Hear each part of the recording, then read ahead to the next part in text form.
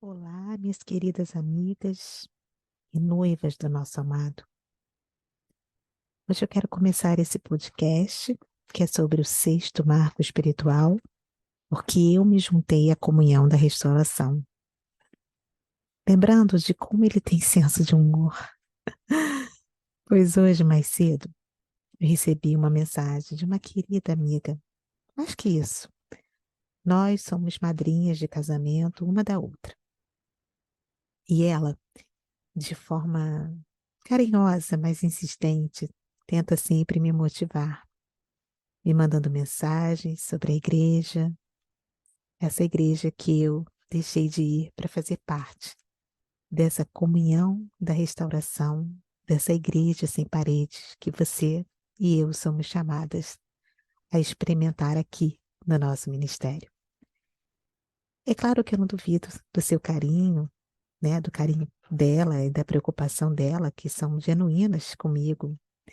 Ela se preocupa com a salvação da minha família, dos meus filhos, com a minha própria salvação. E ela acredita que tem esse papel especial por ser minha madrinha de casamento, né? O casal é confiado aos padrinhos, então eu acho que diante dessa missão ela tenta cumprir esse papel e eu acho bonito. Mas por outro lado, o que me faz às vezes ficar pensativas e foi por isso que eu me lembrei do senso de humor do meu amado, porque justamente hoje que eu iria gravar esse podcast, é, eu recebi essa mensagem. E o que eu fico sempre pensativa é, por que eu ainda não demonstrei para ela o suficiente como eu estou bem, como eu estou feliz, mesmo deixando ir a nossa igreja, né, a igreja de paredes. E quando eu falei com o meu amado sobre isso, ele me lembrou que eu ia gravar esse podcast para compartilhar com vocês essa minha realidade. Como eu tenho vivido com tanta alegria, com tanto amor, desde que eu dei esse passo, né? E isso ele disse, né? Está na sua promessa, do seu trono celeste, o Senhor põe-se a rir. Ele disse que eu poderia também não ter essa preocupação, mas eu poderia rir e continuar vivendo e demonstrando, né? Como ele tem me feito feliz, como ele tem me feito ser a sua noiva a partir do momento em que eu estou vivendo essa nova realidade de uma igreja sem paredes, não mais de uma religião, mas de um relacionamento. E é isso que está lá no nosso blog, né? Você começando a ter a nossa página sobre a comunhão da restauração, você vai encontrar.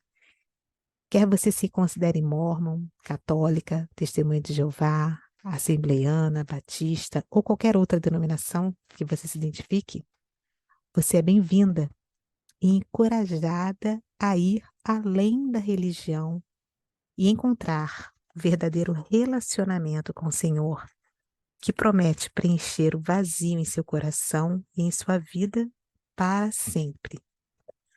Eu confesso para vocês que esse ir além da religião tocou profundamente o meu coração. Na minha família, eu nunca tive muitos exemplos religiosos, mas desde pequena eu me sentia chamada à religião, a frequentar uma religião. Eu mesma pedi à minha mãe para que eu pudesse estudar e frequentar a igreja. Até a minha adolescência, eu ia sozinha, acordava cedinho, me arrumava e ia. Meus pais achavam bonito, mas não me acompanhavam.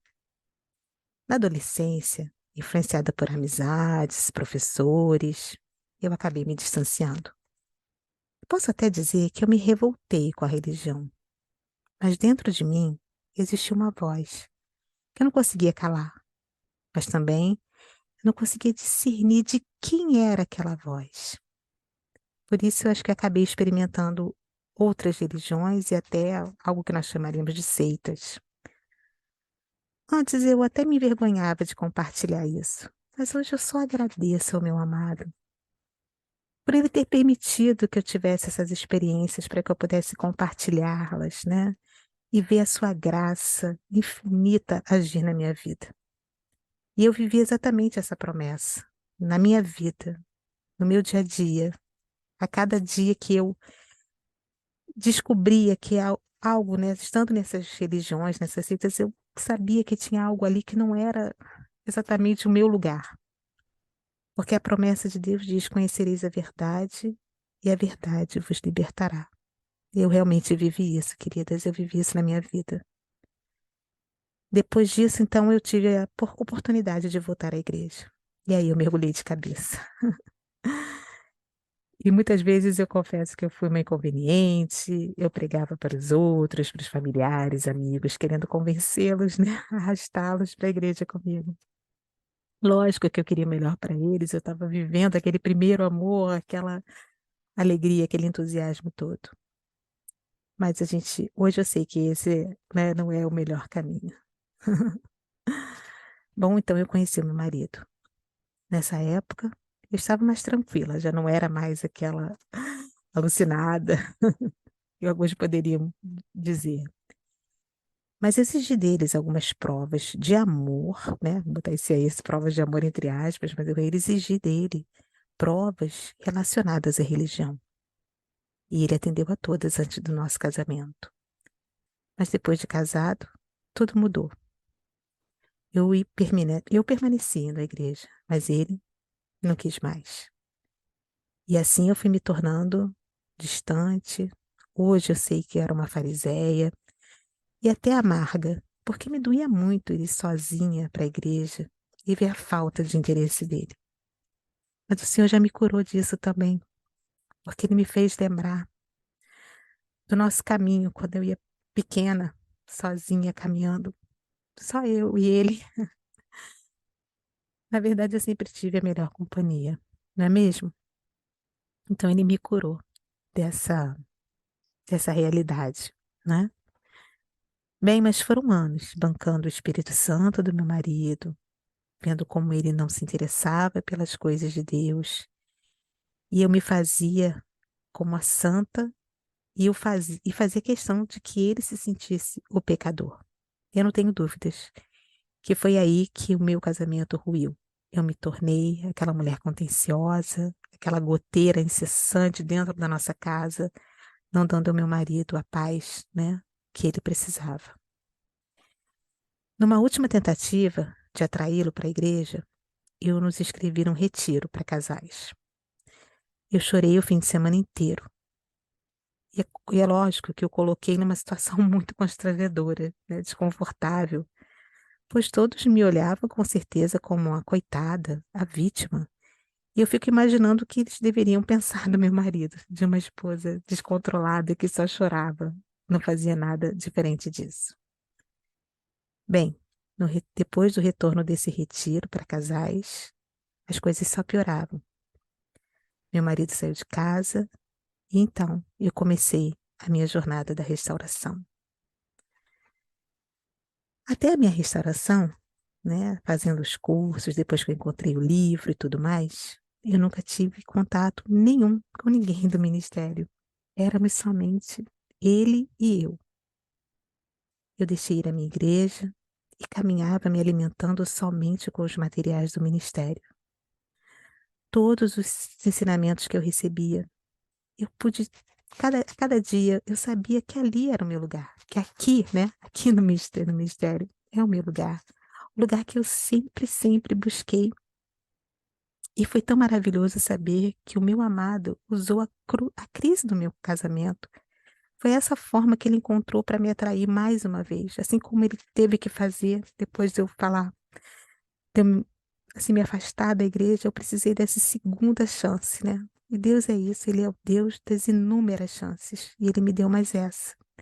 Ele mais uma vez segurou a minha mão para que a gente voltasse a caminhar. Ele e eu.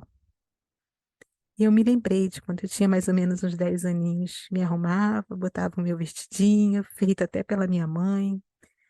Ela me abençoava, me dava tchau. Ela não ia comigo, mas eu ia lá, toda feliz para a igreja. E essa alegria começou a voltar ao meu coração, porque eu conseguia de novo sentir aquela presença, aquela companhia que me guardou, me protegeu de tudo e que precisava me chamar de volta para essa intimidade com ele. E eu resolvi caminhar com ele novamente. Porque aquela vozinha suave, mansa, que estava no meu coração, mesmo eu andando por lugares perdidos, ela voltou a falar no meu coração. E eu consegui dar ouvidos a ela e reconhecer que era ele, o tempo todo, me chamando e me atraindo. Agora, me atraindo para o deserto. Mas ele me carregou no colo quando eu estava perdida, sem forças e só chorava. Ele enxugou as minhas lágrimas e me mostrou que ele estava sempre comigo, todo o tempo. Não somente 2 horas por semana, somente aos domingos, não, não. Ele queria muito mais. Ele me queria por inteiro, por completo. E eu só podia dizer: Eis-me aqui, Senhor, não a minha, mas a tua vontade. Eu aprendi que não há paredes que me prendem mais. Eu aprendi que eu quero estar com Ele todos os dias, enquanto eu faço uma caminhada, ou vou ao mercado, enquanto eu cozinho para minha família, ou tenho uma oportunidade de tomar um café, só Ele e eu, ou seja, a cada momento. Ele quer me conhecer melhor. Eu também desejo tanto saber mais dele.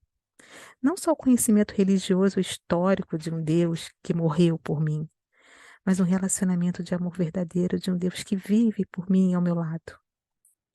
É como eu disse, não se tratava mais de ser religiosa, mas sim de ter um relacionamento com o meu Senhor, o meu Criador, que eu descobri através dessa nova realidade, através do RMI, desse ministério, que Ele é também o meu marido celestial. Ele é tudo o que eu quero, tudo o que eu preciso. Ele é a razão do meu viver. E Ele sempre quer nos surpreender e faz muito mais do que sonhamos ou pedimos. Pois hoje temos a nossa comunhão da restauração através das reuniões via Zoom. Podemos nos ver, ouvir a nossa voz. Isso é muito maravilhoso. É um presente dele, do coração dele direto para cada uma de nós. E nos encontramos apenas para falar dele, para louvá-lo, para reconhecer quão maravilhoso é esse novo sentido que a nossa vida tomou à medida que nós nos aproximamos dele e ele se aproxima de nós. Ele é o nosso sol e nós olhamos sempre para ele para que a nossa vida possa brilhar, nossa vida possa crescer e florescer. Então eu quero concluir com um trecho que você também vai encontrar no nosso blog, nessa parte da comunhão da restauração. O mais importante é entender que não é saber mais sobre ele, como é o foco da maioria das igrejas. Você e eu não precisamos de mais histórias sobre ele, mas sim de conhecê-lo pessoalmente, o que significará que ele a conhecerá também. Seja sua noiva muito encorajada pelo seu amor.